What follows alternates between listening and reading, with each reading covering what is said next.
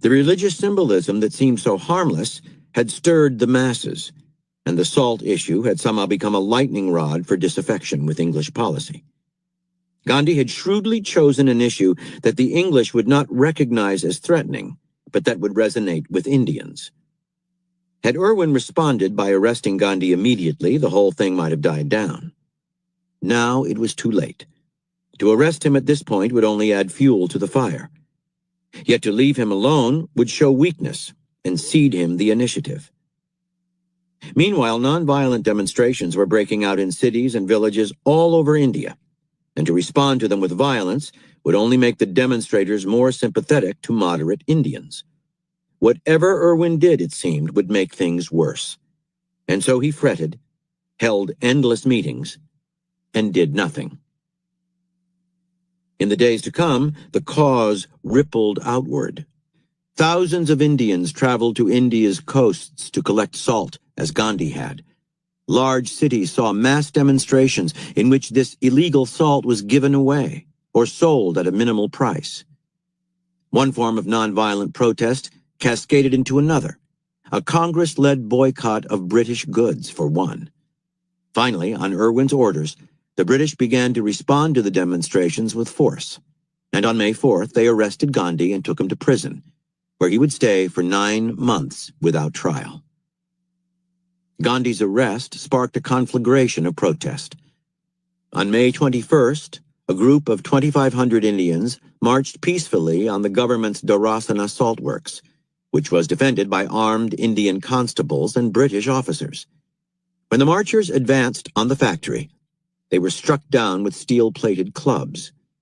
Instructed in Gandhi's methods of nonviolence, the demonstrators made no attempt to defend themselves, simply submitting to the blows that rained down on them.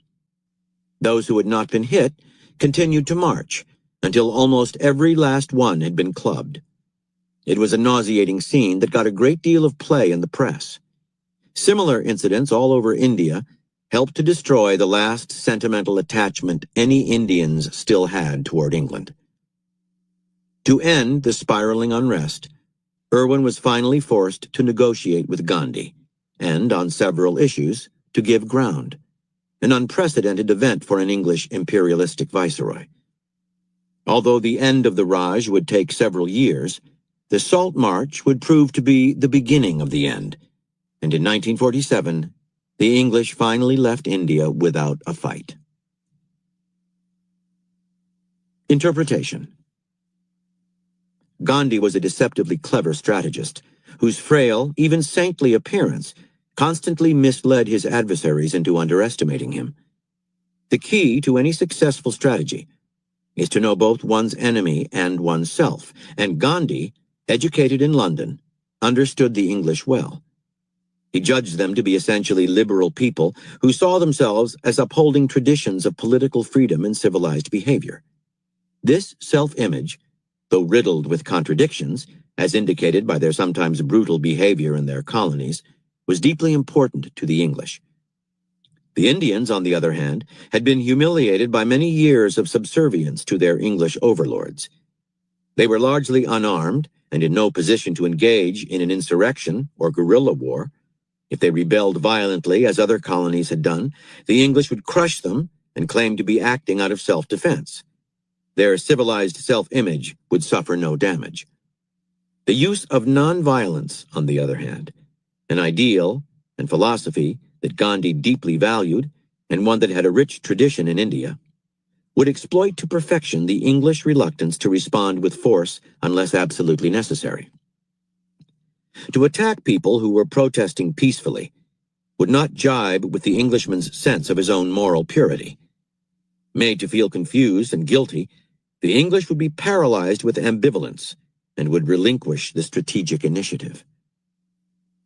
The Salt March is perhaps the quintessential example of Gandhi's strategic brilliance. First, he deliberately chose an issue that the British would consider harmless, even laughable. To respond with force to a march about salt would have given an Englishman trouble. Then, by identifying his apparently trivial issue in his letter to Irwin, Gandhi made space for himself in which to develop the march without fear of repression. He used that space to frame the march in an Indian context that would give it wide appeal. The religious symbolism he found for it had another function as well.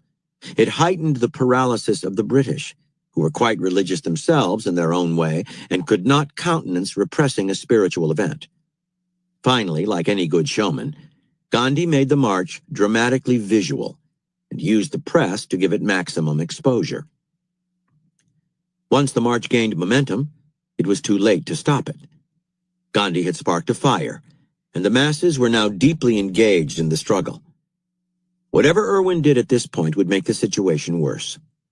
Not only did the Salt March become the model for future protests, but it was clearly the turning point in India's struggle for independence. Many people today are as ambivalent as the English were about having power and authority. They need power to survive, yet at the same time they have an equally great need to believe in their own goodness. In this context, to fight people with any kind of violence makes you look aggressive and ugly. And if they are stronger than you are, in effect you are playing into their hands, justifying a heavy-handed response from them. Instead, it is the height of strategic wisdom to prey upon people's latent guilt and liberal ambivalence by making yourself look benign, gentle, even passive. That will disarm them and get past their defenses. If you take action to challenge and resist them, you must do it morally, righteously, peacefully. If they cannot help themselves and respond with force, they will look and feel bad. If they hesitate, you have the upper hand and an opening to determine the whole dynamic of the war. It is almost impossible to fight people who throw up their hands and do not resist in the usual aggressive way. It is completely confusing and disabling. Operating in this way, you inflict guilt as if it were a kind of weapon. In a political world, your passive, moralistic resistance will paralyze the enemy. By Mahatma Gandhi. I was a believer in the politics of petitions, deputations, and friendly negotiations, but all these have gone to dogs. I know that these are not the ways to bring this government round. Sedition has become my religion. Ours is a nonviolent war. Passive power. Early in 1820, a revolution broke out in Spain, followed a few months later by one in Naples, which at that time was a city-state incorporated within the Austrian Empire. Forced to accept liberal constitutions modeled on that of revolutionary France some 30 years earlier, the kings of both countries had reason to fear that they also faced the same fate as the French king of that period, Louis XVI, beheaded in 1793. Meanwhile, the leaders of Europe's great powers, England, Austria, and Prussia, quaked at